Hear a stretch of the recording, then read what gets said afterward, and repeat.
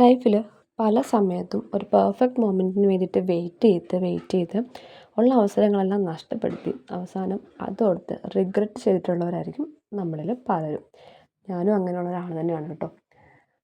യൂട്യൂബിൽ വീഡിയോ ഇടാൻ പ്ലാൻ ചെയ്ത സമയം മുതൽ എനിക്ക് ഏറ്റവും ടെൻഷനുള്ള കാര്യം, എനിക്ക് പ്രോപ്പറായിട്ട് വീഡിയോ എടുക്കാൻ അറിയില്ല, എൻ്റെ ബാക്ക്ഗ്രൗണ്ട് കറക്റ്റല്ല, കറക്റ്റായിട്ട് വോയിസ് ഓവർ കൊടുക്കാൻ അറിയില്ല, ഇതൊക്കെയായിരുന്നു കേട്ടോ. പക്ഷേ എല്ലാം പെർഫെക്റ്റ് ആക്കുന്നതിനേക്കാൾ നല്ലത് ഇംപെർഫെക്റ്റ് ആണെങ്കിലും ചെറിയ ചെറിയ സ്റ്റെപ്പുകൾ വെക്കുക. അപ്പോൾ എങ്ങനെയാണ് ശരിയാക്കേണ്ടതെന്നുള്ളത് പോകെ നമ്മൾ പഠിക്കും. അത് കുറേ ലേറ്റായിട്ടാണ് കേട്ടോ ആ ഒരു തിരിച്ചറിവ് എനിക്കുണ്ടായത്. അപ്പോൾ ഞാൻ വിചാരിച്ചു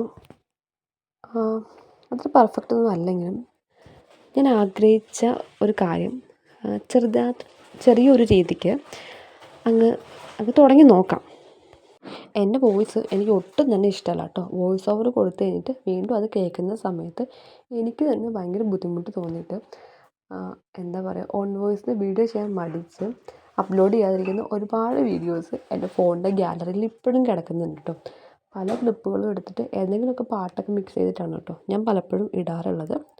ഇനി അങ്ങോട്ട് ചെറിയ ഓൺ വോയിസ് വീഡിയോസൊക്കെ ചെയ്യാമെന്ന് വിചാരിക്കുന്നു. ഇത് ഇന്ന് ഈവനിങ്ങിൻ്റെ അടുത്ത കുറച്ച് റാൻഡം ക്ലിപ്സാണ് കേട്ടോ. വൈകുന്നേരത്തെ കുളിയും കാര്യങ്ങളും എല്ലാം കഴിഞ്ഞിട്ട് വിളക്കെത്തിക്കാൻ റെഡിയാകുന്ന സമയത്ത് ഞാൻ വെറുതെ എടുത്ത കുറച്ച് ക്ലിപ്സാണ് കേട്ടോ. അപ്പോൾ അതിലാദ്യം കുഞ്ഞിനെ കുളിപ്പിച്ച് അവിടെ നിന്ന് റെഡിയാക്കിയതിന് ശേഷം നമ്മൾ കുറച്ച് ചെടികളൊക്കെ ഇവിടെ നട്ടു വെച്ചിട്ടുണ്ട്. നമ്മളിവിടെ വരുന്ന സമയത്ത് ഇവിടെ ചെടികളും കാര്യങ്ങളും ഒന്നും ഇല്ലായിരുന്നു. അപ്പോൾ ഇതൊക്കെ അവിടെ നിന്ന് ഇവിടെ നിന്നൊക്കെ കളക്ട് ചെയ്ത് നമ്മൾ കൊണ്ട് നട്ടു വെച്ച കുറച്ച് ചെടികളാണ്. ഇതിൽ പൂ ഉണ്ടാകുന്ന ചെടികളേക്കാൾ കൂടുതൽ ഇലയാണ് കേട്ടോ. എന്ന് വെച്ചാൽ അവർക്ക് ഒരുപാട് സംരക്ഷണം ആവശ്യമില്ലല്ലോ, അവരായിട്ട് തന്നെ അങ്ങനെ നല്ല ഭംഗിയായിട്ട് അങ്ങനെ നിന്നോളും. അപ്പോൾ കുറച്ച് ഒരു കെയറിങ് മതി എന്നുള്ളത് കൊണ്ട് കിട്ടിയതിൽ കൂടുതലും നമ്മൾ ഇലച്ചെടികളാണ് വെച്ചിട്ടുള്ളത്. ഇപ്പോൾ നല്ല വെയിലിൻ്റെ സമയമായതുകൊണ്ട് അവർക്കൊക്കെ കുറച്ച് വെള്ളം കൊടുത്തിട്ടുണ്ട്. വെള്ളമൊക്കെ കൊടുത്തിട്ട് വന്നു കഴിഞ്ഞ് നമ്മൾ പിന്നെ വിളക്കെത്തിക്കാനാണ് നോക്കുക കേട്ടോ. വിളക്കെത്തിക്കുന്ന സമയമായിട്ടുണ്ടായിരുന്നു. അപ്പോൾ വിളക്കെല്ലാം കത്തിച്ചു. രാവിലെ തല കഴുകിയതുകൊണ്ട് വൈകുന്നേരം പിന്നെ തല കഴുകാൻ നിന്നത് കേട്ടോ. എൻ്റെ മുടിയാണെങ്കിൽ ഉണങ്ങാൻ ഭയങ്കര താമസമാണ്. അപ്പോൾ അതുകൊണ്ട് വൈകുന്നേരങ്ങളിൽ ഞാൻ അങ്ങനെ കഴിവതും തല നനയ്ക്കാറില്ല. അപ്പോൾ ഇതെല്ലാം കഴിഞ്ഞ് ഇനി നമുക്ക് ഒന്ന് അമ്പലത്തിൽ പോകണം. ചോറ്റാനിക്കര വഴി ഒന്ന് പോയാൽ കൊള്ളാം എന്ന് ഒരു പ്ലാൻ ഉണ്ട്. അപ്പോൾ അതിനുള്ള ഒരു ചെറിയ ഒരുക്കത്തിലാണ് കേട്ടോ. വിളക്കെത്തിച്ച് പ്രാർത്ഥിച്ചിട്ട് നമ്മൾ വേഗം അമ്പലത്തിലേക്കാണ് കേട്ടോ പോയത്.